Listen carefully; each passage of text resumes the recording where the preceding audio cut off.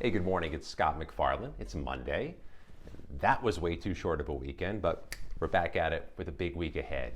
But this day and this week start in a place I wouldn't have imagined a few days ago. But again, we're talking about conspiracy theories and really bold claims about the U.S. Capitol attack on January 6th, including this allegation that the 200 plus FBI agents who were deployed to respond and help stop the pillaging of the Capitol were somehow there before the attack began and somehow a part of inciting January 6th.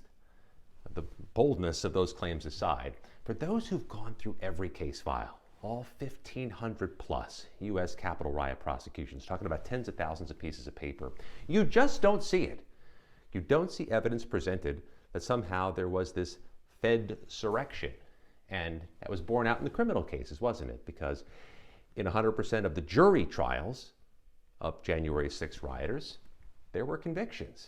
There were hundreds and hundreds of guilty pleas, people who acknowledged what they did on January 6th. There were convictions by judges, including Trump-appointed judges in bench trials. There were precious few acquittals on charges.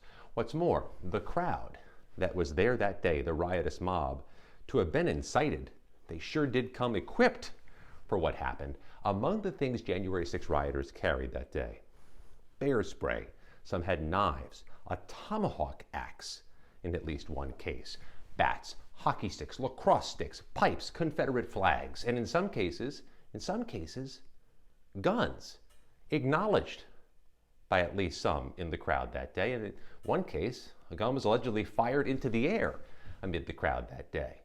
But this is where we are as the week begins, relitigating January 6th and conspiracy theories. But there still are two big unanswered questions, at least two, that a new Republican-led January 6th Select Committee can get into. And they've said they are as interested in who erected those gallows outside the Capitol January 6th, not yet publicly identified, and who deposited the pipe bombs, which could have been deadly.